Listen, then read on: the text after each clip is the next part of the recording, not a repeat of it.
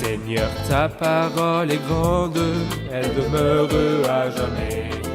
Ta parole est infaillible, rien ne peut la supprimer. Bienvenue, chers spectateurs, je vous souhaite la bienvenue ainsi qu'à tous les spectateurs du monde entier à un nouvel épisode du programme d'études bibliques quotidien Toute la Bible.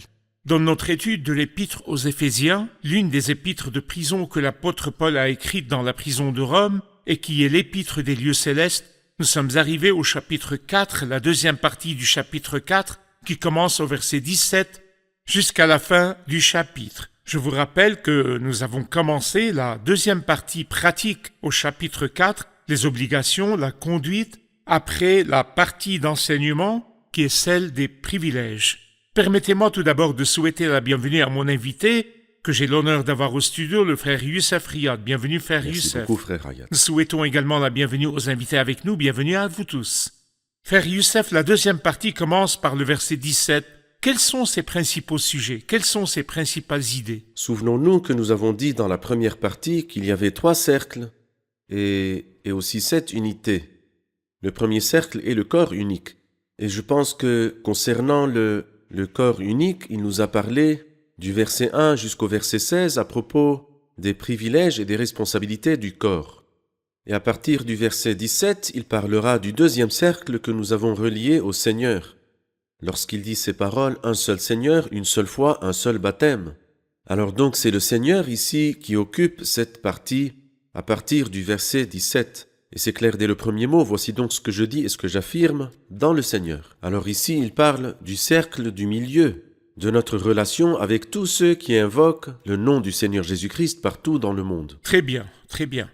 Si nous allons vers les premières parties de cette section dans les premiers versets, verset 17, voici donc ce que je dis et ce que j'affirme dans le Seigneur. Vous ne devez plus vous conduire comme les non-croyants qui se laissent guider par la sottise de leurs pensées. Ils ont l'intelligence obscurcie, ils sont étrangers à la vie de Dieu à cause de l'ignorance qui est en eux, à cause de l'endurcissement de leur cœur. Ils ont perdu tout sens moral et se sont livrés à la débauche pour commettre avec avidité toutes sortes d'impuretés. Frère Youssef, il a parlé des non-croyants et de la façon dont ils se conduisent. Que voyez-vous dans ces descriptions et ces œuvres des non-croyants? Nous remarquons que dans la première partie de l'épître, il nous parle d'avant. Il nous dit quel était leur statut avant et quel est devenu leur statut après la foi. Et ici, il parle également de la même idée, mais de la conduite.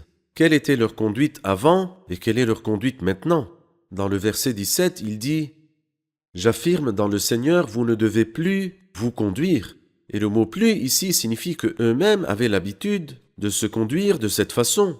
Lorsque nous lisons l'histoire d'Éphèse et nous savons l'état des croyants à Éphèse, nous savons qu'ils adoraient les idoles, avec tout ce qui est lié au culte païen d'impureté, au-delà de toute description.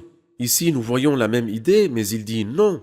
Aujourd'hui, vous avez changé. Ce n'est pas seulement votre statut qui a changé, d'avant jusqu'à maintenant, mais votre conduite a aussi changé. Et c'est la chose merveilleuse que le christianisme change la conduite. Vous ne devez plus vous conduire. Comme les non-croyants, cela signifie que nous ne devrions pas dire que tout le monde le fait, parce que nous sommes un peuple distingué, qui a une relation avec un Dieu saint. Alors toutes les nations le font, oui. Mais est-ce que nous le faisons? Non, parce que nous avons un Dieu saint. C'est-à-dire l'opinion de la majorité et la conduite de la majorité ne sont pas toujours justes. Donc toujours, Bien, oui. allez-y. Je voulais dire que si nous disons quel est le plus probable c'est que la majorité a tort. D'accord. Et on ne peut pas le prendre comme un principe. Pas une règle. Très bien. Lorsqu'il parlait des non-croyants et des actions des non-croyants, il les décrivait avec certains attributs. Il disait qu'ils se laissent guider par la sottise de leurs pensées. Il dit qu'ils sont étrangers à la vie de Dieu. Il a parlé de l'endurcissement de leur cœur. Que voyez-vous dans ces expressions dures? Eh bien, en fait, par cela, il a tout dit. La sottise des pensées veut dire un esprit vide. Et en effet, nous voyons tellement de gens que vous respectez jusqu'à ce que vous vous asseyez avec eux pour constater que leur esprit est vide. Vous découvrez qu'ils sont irrespectables après s'être assis avec eux. Vous vous sentez trompé par eux. Puis il dit, ils ont l'intelligence obscurcie. Ils peuvent être des gens scientifiques ou des penseurs, mais en ce qui concerne Dieu, leur intelligence est obscurcie, parce qu'ils sont étrangers à la vie de Dieu, à cause de l'ignorance qui est en eux. Paul se rendit à Athènes, la ville de la sagesse, et il s'assit avec les sages d'Athènes, mais il leur dit, le Seigneur est prêt à passer outre les temps d'ignorance. Il veut leur dire, vous qui êtes loin, vous êtes ignorants. Eh bien, en effet, beaucoup de gens, à cause de l'ignorance qui est en eux, mais pourquoi y a-t-il de l'ignorance en eux? C'est à cause de l'endurcissement de leur cœur. En effet, parfois vous voyez, vous écoutez des discours de personnes que l'on appelle les élites et les meilleurs de la société, C'est vrai. ayant de nombreux doctorats, et quand ils parlent, nous avons l'impression que leurs propos sont stupides. Cela arrive. Et puis vous demandez à quelqu'un de simple, un croyant en Christ, qui a une simple connaissance de la science mondiale, mais qui a une compréhension de la parole de Dieu, il dit, nous comprenons que l'univers a été formé par la parole de Dieu. Si vous le permettez, nous allons faire une pause avant de poursuivre notre dialogue. Chers spectateurs, je vous retrouve après la pause, restez branchés. Si quelqu'un ne peut pas entendre la voix du Christ, alors le Christ n'est pas son sauveur ou son berger. Le Seigneur Jésus est le berger, et il est écrit que ses brebis écoutent sa voix. Par conséquent, si quelqu'un n'est pas capable d'entendre sa voix, alors il n'est pas de ses brebis. Qu'est-ce qui change les nations de leur ancienne nature? Que doivent-ils faire? Ils doivent écouter le Christ, apprendre de lui. Mais celui qui n'écoute pas le Christ, alors il n'est pas de ses brebis, comme je l'ai dit. Et ce n'est pas étonnant que les incroyants n'acceptent pas la parole de Dieu dans la Bible sainte. Et même ils la méprisent, car ils ne sont pas du troupeau.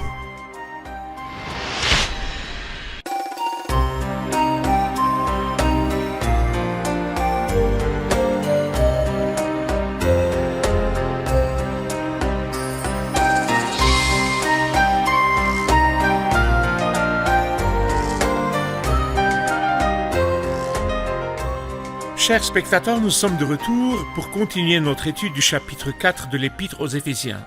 Frère Youssef, verset 20. « Mais vous, ce n'est pas ainsi que vous avez appris à connaître Christ, si du moins c'est lui que vous avez écouté et si c'est en lui que vous avez été enseigné conformément à la vérité qui est en Jésus. Nous apprenons à connaître le Christ, nous sommes enseignés en Christ. Parlez-nous de ce principe. » Ce qui est remarquable tout d'abord, c'est qu'il ne dit pas que vous avez appris des anges, ou bien vous avez appris des saints. Il est vrai que nous considérons le résultat de la mode de vie des saints et imitons leur foi, mais en gardant les regards sur Jésus qui fait naître la foi et l'amène à la perfection. Ici, il dit « Vous avez appris à connaître Christ, mais vous, ce n'est pas ainsi que vous avez appris à connaître Christ. » Et puis ensuite, il nous a dit 3 belles choses. Si du moins c'est lui que vous avez écouté comme étant l'enseignant, et en lui que vous avez été enseigné comme étant l'école ou la classe, et puis conformément à la vérité qui est en Jésus comme étant le modèle et le moyen de clarification. Le programme. Oui, le programme. Donc le Christ est l'enseignant et il est l'école et le programme, il est absolument tout pour le croyant. C'est merveilleux de nous laisser enseigner conformément à la vérité qui est en Jésus. Très bien. Bien sûr, le public a une question, nous allons prendre la question. Le verset 19 dit « Ils ont perdu tout sens moral et se sont livrés à la débauche pour commettre avec avidité toutes sortes d'impuretés. » Quel est le rapport entre l'avidité et l'impureté? Expliquez-nous ce point, frère Youssef. Eh bien, en fait, ce verset signifie faire ou bien pratiquer toutes sortes d'impuretés Avec avidité. C'est-à-dire, ce n'est pas qu'ils pratiquent l'impureté raisonnablement. Il n'y a pas de limite à leur désir de pratiquer l'impureté. Ils ont de l'avidité dans Ils ont l'impureté. de l'avidité dans l'impureté. Et il commence par dire qu'ils ont perdu tout sens. Il dit ils ont perdu tout sens moral. Et puis il dit ils se sont livrés à la débauche. Dans l'Épître aux Romains chapitre 1, Dieu les a livrés à l'impureté par les désirs de leur cœur, de sorte qu'ils déshonorent eux-mêmes leur propre corps. Et ils ont perdu tout sens moral me rappelle un verset de Jérémie 6. C'est le verset 15 qui dit ils devraient être couverts de honte parce qu'ils ont commis des horreurs. Mais ils ne rougissent même pas, ils ne connaissent même pas la honte. Et nous voyons cela chez de nombreuses personnes qui vivent dans l'impureté et n'en ressentent aucune honte. Ils boivent l'iniquité comme de de l'eau. l'eau. En Oui. effet. Y a-t-il d'autres questions? Vous débarrassez du vieil homme qui correspond à votre ancienne manière de vivre et se détruit sous l'effet de ses désirs trompeurs. Que signifie ce verset? Nous aimerions savoir l'explication de ce verset, frère Youssef. Vous débarrassez du vieil homme qui correspond à votre ancienne manière de vivre. Quel est le concept du vieil homme? Le mot vieil homme a été mentionné 3 fois dans la Bible sainte, dans Romains chapitre 6, Éphésiens chapitre 4 et Colossiens chapitre 3.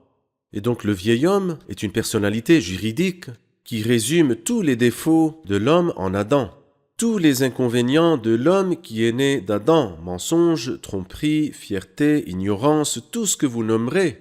Se sont tous rassemblés en une seule personne et le résultat est le vieil homme.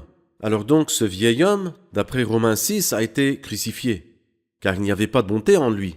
Ainsi Dieu l'a crucifié sur la croix du Christ. Nous savons que notre vieil homme a été crucifié avec lui. Ici il dit vous débarrasser de votre ancienne manière de vivre. Nous nous sommes débarrassés du vieil homme selon Colossiens, mais ici, à votre ancienne manière de vivre, donc s'en débarrasser pour qu'il n'apparaisse pas en nous. C'est-à-dire cela pourrait apparaître parfois en moi, et ce n'est pas un permis de traiter le péché à la légère, ou être indulgent avec le péché, ce n'est pas un permis de faire le mal. Cependant, si l'un de ces traits apparaissait une fois de ma part, je devrais le rejeter immédiatement, mais en général, je me débarrasse du vieil homme qui correspond à mon ancienne manière de vivre. Alors donc, ce vieil homme corrompu, sous l'effet de ses désirs trompeurs, ou dans une autre traduction qu'il exprime de cette façon, notre vieille nature que ses désirs trompeurs mènent à la ruine. Le mot trompeur, comme la femme dit, le serpent m'a trompé, il m'a égaré. Ici, le diable nous apporte des choses qui détruisent l'entité humaine à travers la tromperie. Il pousse les jeunes à être accros à la drogue pour se sentir extatique, mais il détruit sa santé ou le pousse à être accro à un péché ou à un autre et le pousse à se détruire lui-même selon les désirs trompeurs, ces désirs qui n'ont absolument aucune valeur réelle. Alors le vieil homme est une personnalité juridique, les traits de l'homme avec toute sa corruption en Adam. Oui. Il a été crucifié avec le Christ, mais bien. c'est différent du péché qui habite en moi, C'est qui différent. habite en chaque homme. C'est vrai. Le péché qui habite en moi n'est pas mort, il existe et il est Il vivant. existe. Il combat dans mes membres et son œuvre sera finie lorsque le Christ viendra racheter le corps. C'est juste. Je voudrais parler du verset 23. À vous laisser renouveler par l'Esprit dans votre intelligence et à vous revêtir de l'homme nouveau, créé selon Dieu, dans la justice et la sainteté qui produit la vérité. Eh bien, afin que l'homme nouveau qui est créé selon Dieu, à l'image de Dieu, dans la vraie justice et la vraie sainteté, et non pas la sainteté illusoire, pour qu'il apparaisse en nous, nous avons besoin de quelque chose avant. Vous laissez renouveler par l'Esprit dans votre intelligence. Il y a des gens qui disent aux pécheurs « As-tu été renouvelé ?» Cependant, je voudrais dire aux pécheurs non pas que tu as été renouvelé, parce que le pécheur ne se renouvelle pas. C'est le croyant qui se renouvelle. Il a Alors, commencé et se renouvelle. se renouvelle. Soyez transformés par le renouvellement de l'intelligence. Ainsi, l'homme nouveau est celui qui est renouvelé. Par conséquent, vous laissez renouveler par l'Esprit dans votre intelligence et à vous revêtir de l'homme nouveau créé selon Dieu. Il dit dans Colossiens, l'homme nouveau qui se renouvelle pour parvenir à la vraie connaissance conformément à l'image de celui qui l'a créé. Donc le nouveau a besoin de se renouveler à travers vous laisser renouveler par l'Esprit dans votre intelligence. Le Saint-Esprit m'apporte les saintes pensées qui fait que je sois préoccupé par le Christ pour qu'il apparaisse à travers ma vie. C'est comme si le croyant avait un point de départ et un itinéraire. Oui. Donc je suis né de Dieu, mais ce n'est pas encore la fin. Chaque jour, il y a un renouveau et chaque jour, il y a une croissance. Ainsi, la personnalité juridique a également été crucifiée avec le Christ. Le vieil homme a été crucifié avec le Christ. Cependant, je dois me débarrasser quotidiennement des inconvénients de cette L'entité. personnalité corrompue C'est vrai. et mon appartenance au Christ deviendra plus réelle. Très bien. Si je passe au verset 25, c'est pourquoi vous débarrassant du mensonge, dites chacun la vérité à votre prochain, car nous sommes membres les uns des autres. Si vous vous mettez en colère, ne péchez pas, que le soleil ne se couche pas sur votre colère. Je remarque qu'il y a une répétition du mot ne pas. Parlez-nous de cette série de à ne pas faire dans cette partie. Eh bien, nous trouvons seulement dans cette partie 7 choses à ne pas faire. Au chapitre 5, il y a d'autres choses à ne pas faire. Mais écoutez par exemple le verset 17, « Vous ne devez plus vous conduire ». Et au verset 26, il dit « Si vous vous mettez en colère, ne péchez pas ». La troisième fois, que le soleil ne se couche pas sur votre colère. La quatrième, ne laissez aucune place au diable. Cinquième, que celui qui volait cesse de voler. Le sixième, qu'aucune parole malsaine ne sorte de votre bouche. La septième et dernière, au verset 30, n'attristez pas le Saint-Esprit de Dieu. Et il est étonnant, par exemple, qu'ils disent aux saints, puisqu'il a envoyé cet épître aux saints, qu'ils leur disent « Ne vous mentez pas les uns aux autres ». Et ceci nous montre que même si nous sommes spirituellement avancés, nous devons être vigilants envers nous-mêmes, car les choses contre lesquelles l'apôtre nous met en garde C'est vrai. peuvent très bien apparaître dans nos comportements. Ananias et Saphira faisaient partie de la première Exactement. église. Ils sont tombés dans le même péché péché dans la du première mensonge. église. Nous devons donc être vigilants. Très bien. Je voudrais m'arrêter au verset 26. Si vous vous mettez en colère, ne péchez pas. Est-ce un permis de se mettre en colère? Eh bien, certaines personnes considèrent que la colère est un péché, mais parfois ne pas se mettre en colère peut être un péché. Je vais m'expliquer. Ici, il dit « si vous vous mettez en colère, ne péchez pas ». Pourquoi dit-il cela? Parce que parfois ne pas se mettre en colère est un péché. Si je vois qu'il y a une insulte envers la gloire de Dieu et que cela ne me pose aucun problème, Dieu est parfois insulté dans son Église et cela ne fait aucune différence pour moi. Ce n'est pas de la fidélité. La fidélité, c'est de se mettre en colère. Moïse, cet homme très doux, lorsqu'il trouva le peuple dansant autour du veau d'or en disant « Voici tes dieux », alors il se mit en colère et sa colère s'est enflammée contre son frère Aaron. Le Christ lui-même, un jour, promena sur eux un regard de colère, et peiné de l'endurcissement de leur cœur. Nous rencontrons des gens qui portent le nom du Christ et dont le cœur est endurci. Quand le Christ a vu une telle chose, il s'est mis en colère, et nous devons faire de même. Mais, il dit, ne péchez pas. Pourquoi dit-il cela? Car lorsque nous sommes en colère, à ce moment-là, il est facile de faire des erreurs. Alors dès que quelqu'un se met en colère et l'adrénaline Il ne peut pas s'élève, contrôler ses réactions. il n'arrive pas à contrôler ses réactions et c'est là le péché. Et non pas de se mettre en colère. Non, parfois la colère est nécessaire. Cependant, lorsque vous vous mettez en colère, prenez garde de ne pas pécher. Le Christ était en colère lorsqu'il a vu le mal dans le temple et a C'est dit vrai. « Le zèle de ta maison me dévore ». Donc le saint zèle et la sainte colère correspondent à la volonté de Dieu, mais le péché consiste dans l'expression de la colère. C'est la ligne de démarcation contre laquelle la Bible vrai. nous met en garde. Ouais. Toujours dans le même contexte au verset 26, que le soleil ne se couche pas sur votre colère. Si vous souhaitez nous parler en tant que croyants, frères, époux et épouses, frères, dans une réunion, parfois des péchés et des querelles surviennent. Cela peut durer un jour, 2, 3, voire un mois. Que nous conseillez-vous? Si le soleil se couche sur ma colère, et si je m'endors, étant en colère, je ne me coucherai pas seul au lit. Satan. La plupart du temps, le diable viendra s'asseoir à côté de moi et me dira « Que s'est-il passé et pourquoi es-tu resté silencieux ?» Il amplifiera le problème. Et tous ses souhaits sont de te creuser un piège et mettre ton cœur en feu. Ne laisse pas Très de bien. brèche à ton ennemi et soumets à Jésus tes pensées. Bon, très bien. Alors il a dit « Et ne laissez aucune place Au diable. au diable. C'est vrai. Nous allons faire une pause et revenir pour continuer notre étude. Chers spectateurs, je vous retrouve après la pause. Restez branchés.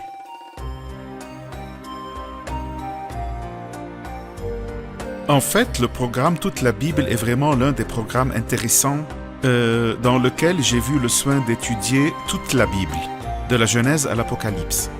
Ce n'est pas seulement mon avis, mais en fait celui de nombreux téléspectateurs. Ils ont dit ce programme nous a ouvert les yeux à l'étude de la Bible et nous avons commencé à nous arrêter aux livres que nous n'avions même pas pensé lire.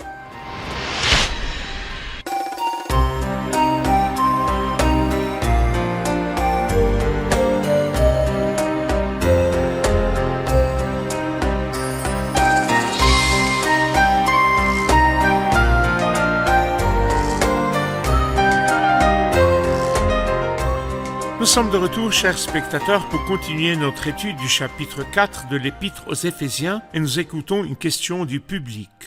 Verset 28. Que celui qui volait cesse de voler, qu'il se donne plutôt la peine de travailler honnêtement de ses propres mains pour avoir de quoi donner à celui qui est dans le besoin. Que signifient ces paroles?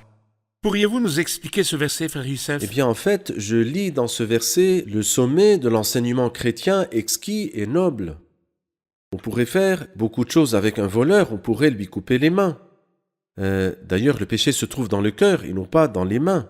Et le cœur n'a pas changé. Et quelqu'un qui est sans main, par exemple quelqu'un qui a eu les mains coupées, pourrait voler. C'est-à-dire aujourd'hui, il est facile de voler de différentes manières. Mais le christianisme change le cœur. Et comme qui? Y a-t-il un exemple de cela? Oui. Onésime était un voleur et a été sauvé. Et l'apôtre Paul écrit en disant « Onésime, le fidèle, le bien-aimé frère, il devint fidèle. » Et utile. Zachée, utile. Zachée était un grand voleur, et même un chef de voleurs, ou de collecteur d'impôts.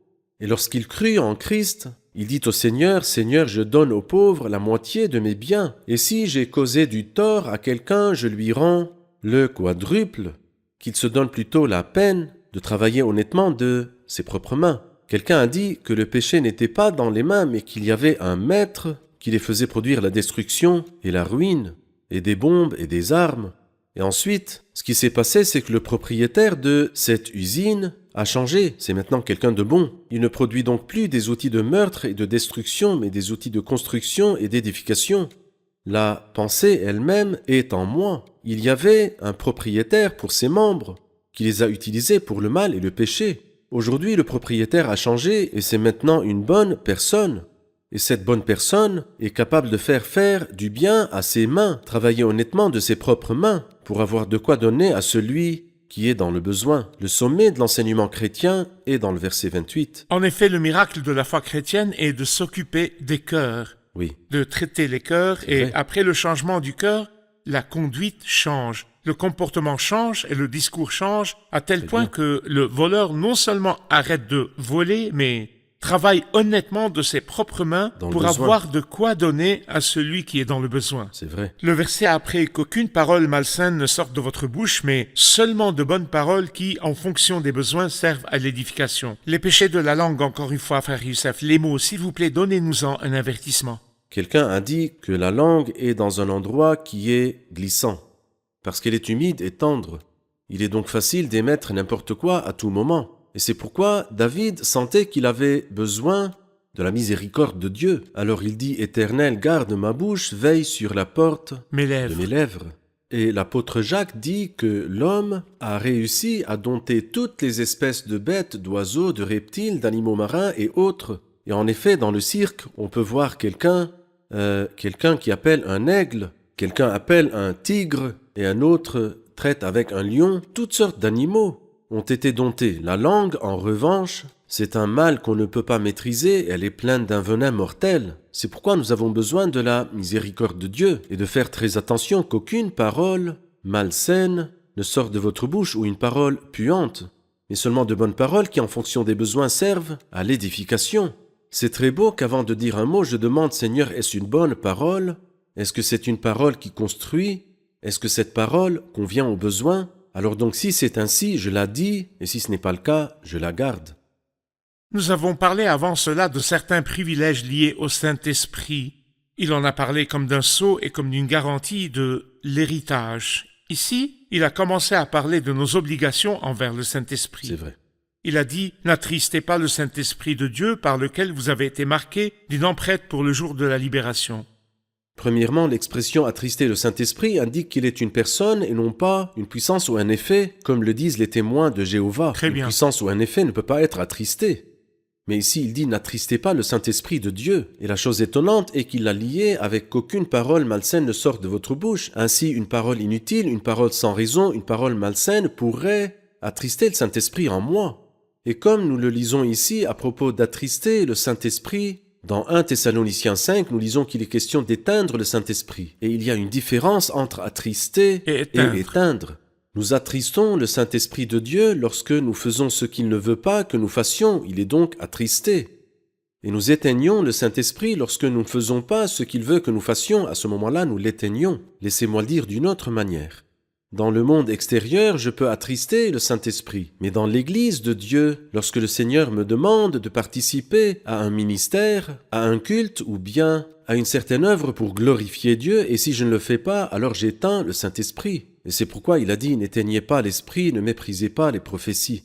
La dernière phrase de ce chapitre, il dit « Soyez bons et pleins de compassion les uns envers les autres, pardonnez-vous réciproquement comme Dieu nous a pardonné en Christ. » Les relations entre les membres d'un même corps et la mesure du pardon et de la tolérance, qu'est-ce que vous voyez là-dedans?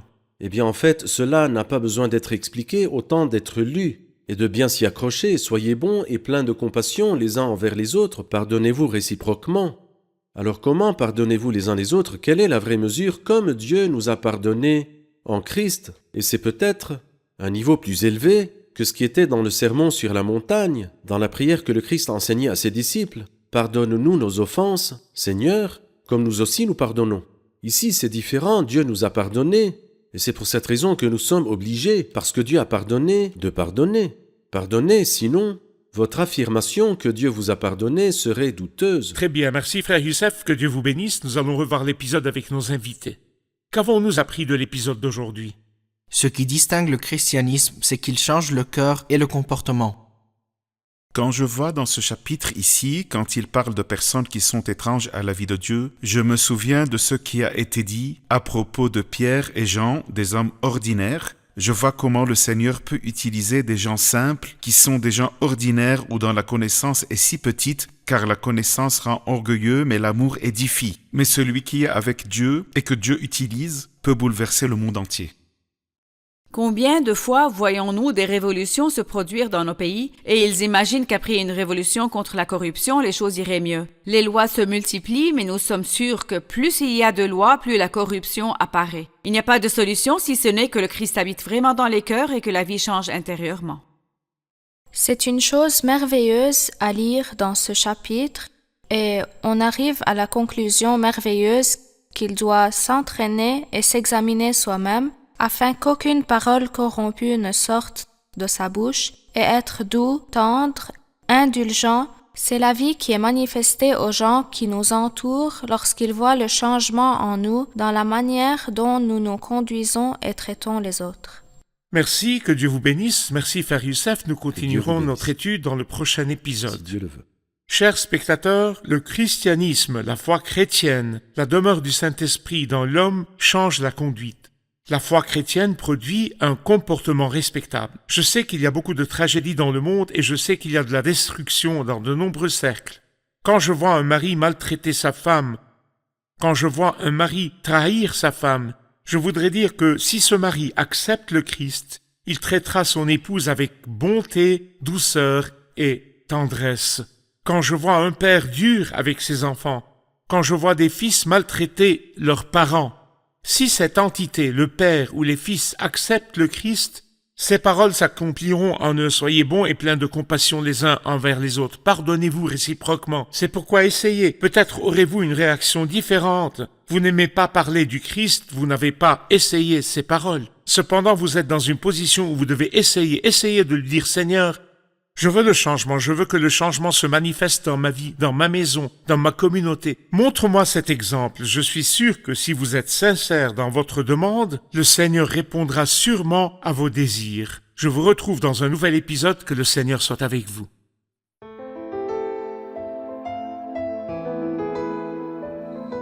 Seigneur, ta parole est grande, elle demeure à jamais.